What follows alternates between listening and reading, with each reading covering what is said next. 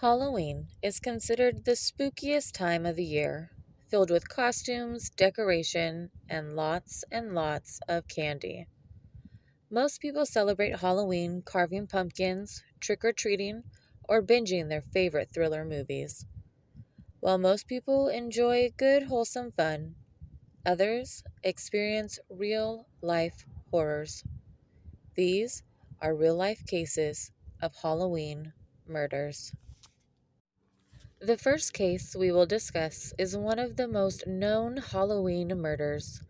It is commonly referred to as the murder that ruined Halloween. October of 1974, Ronald O'Brien took two of his five children trick or treating around their neighborhood in Pasadena, Texas. Dressed in their best costumes, they roamed the neighborhood on the cool fall night and collected candy from their neighbors. One neighbor was taking a little while to open the door.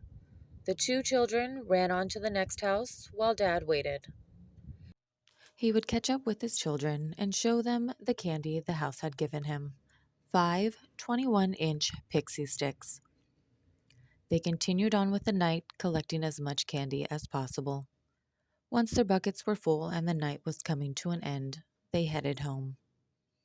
Once home, Ronald gave his neighbors two children each a pixie stick and one pixie stick to a 10-year-old from their church. The two remaining pixie sticks were given to his two children, Timothy and Elizabeth. Excited from the night, Timothy asked if he could have one piece of candy before bed, which his father allowed. Being the young child he is, he chose the giant pixie stick. Timothy struggled to get the candy out of the packaging as it seemed to have clumped together. Finally, getting a little bit out, he complained of a foul taste. Within minutes of consuming the candy, Timothy fell ill. Timothy began to vomit and convulse. Ronald rushed his son to the hospital, but it was too late. Timothy O'Brien had died. Police questioned Ronald and determined the pixie stick was the murder weapon. When questioned on which house supplied the pixie stick, Ronald claimed he could not remember. Authorities warned the parents of the other children who had received the pixie sticks. Luckily, their children had not consumed the candy. Authorities went house to house in the neighborhood to find the home who had handed out the deadly candy. Parents of the community feared for their children's safety and turned over all their children's candy to the police. Toxology reports concluded the pixie sticks had been laced with potassium cyanide. Timothy's pixie stick contained enough poison to kill two full-grown adults. Authorities also discovered that no home in the neighborhood had handed out pixie sticks that Halloween. So where did they come from? Authorities turned their attention to Ronald. He claimed to receive the candy from a neighbor's home, but couldn't remember which house, even though he waited at the home for the neighbor to open the door, arguably spending the most time at that home compared to the other homes they had visited. When police digged further into Ronald, they found he had recently taken out several life insurance policies on his children. The insurance policies would be equal to over $300,000 in today's money. He had taken out one in January of 1974 and another in September of 1974. This piqued authorities' attention and decided to keep looking. They would find that Ronald traveled to Houston, Texas to attempt to buy cyanide, but did not end up making the purchase. The most damning evidence, in my opinion, Is the morning of Halloween, Ronald called the insurance company to ask how he can collect the insurance money on his children. Authorities concluded Ronald poisoned his own child to collect the money from the life insurance policy and handed out poisoned pixie sticks to other children in hopes of throwing police off his trail. Ronald maintained his innocence, and where he purchased or gained access to the poison has never been proved. He was arrested and found guilty of capital murder and 4 counts of attempted murder. He was sentenced to death. He was executed by lethal injection on March 31st, 1984. He was 39 years old. This next case is nothing short of horrific. On October 31st, 2010, Devin Griffin, a 16-year-old boy from Morton, Ohio, spent the night with his biological father. He left his dad's early in the morning and went to his mom's house, changed, and then headed out for church. After church, he returned to his mother's home. He headed to his room to play video games. And after a while, he noticed his house was eerily quiet. He did not hear his mother, stepfather, or brother moving about the house, and by this time, it was 1:30 in the afternoon. He headed to his mom's room to let her know he was home.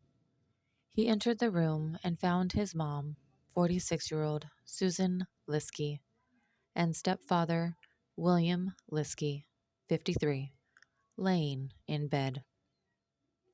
He nudged his mom in hopes to gently wake her. She did not respond. He would continue to attempt to wake her. All attempts failed. It was then he noticed their blood-soaked pillows. For a split second, he thought his family was playing a Halloween prank on him. Sadly, it was very real. In a panic, Devin ran from his home and called his aunt. His aunt would then call authorities. While reporting the discovery to authorities, the aunt immediately named Devin's stepbrother, B.J. Liske, a troubled boy who police were familiar with due to his several run-ins with authorities. He had even assaulted Susan in 2004. He hit Susan over the head with a coffee cup and stole her car. Charges for the assault were dropped, as it was deemed he was unfit to stand trial. Police responded to the scene and found the bodies of Susan Liske, William Liske, and 23-year-old Derek Griffin. All 3 suffered significant injuries to their face and heads. There was no sign of a struggle, and it seemed that Susan and William were attacked in their sleep. Police had to kick in the bedroom door of Derek's room as the door was locked from the inside. He, too, was found in his bed.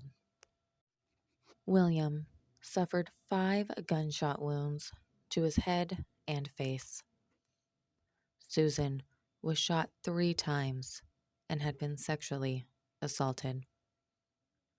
Derek's cause of death was determined to be blunt force trauma to the head. He had been beaten with a claw hammer as he lay in bed. The claw hammer was found at the scene. Authorities searched the property for the gun used in the murder. The family's truck was missing, and BJ was nowhere to be found. This made BJ the number 1 suspect.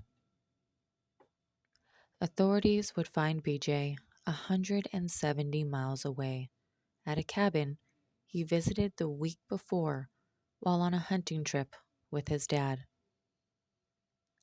The two returned home just one day before the horrific murders. Police suspect he had arrived at the cabin just an hour before police found him. Neighbors reported hearing gunshots at around 6:30 a.m. If this is when the murder took place, that would mean when Devin came home the first time to change for church, his family was already dead. Was BJ still in the home when Devin returned the first time, or had he already fled? If he was home, why did he allow Devin to leave unharmed after brutally murdering everyone else? BJ was charged with 6 counts of aggravated murder. 3 of the counts were murder with prior calculation, and 3 of the counts were murder committed in the commission of aggravated robbery.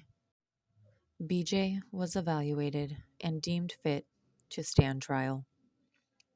In September of 2011, he was found guilty and sentenced to 3 counts of life in prison without the possibility of parole.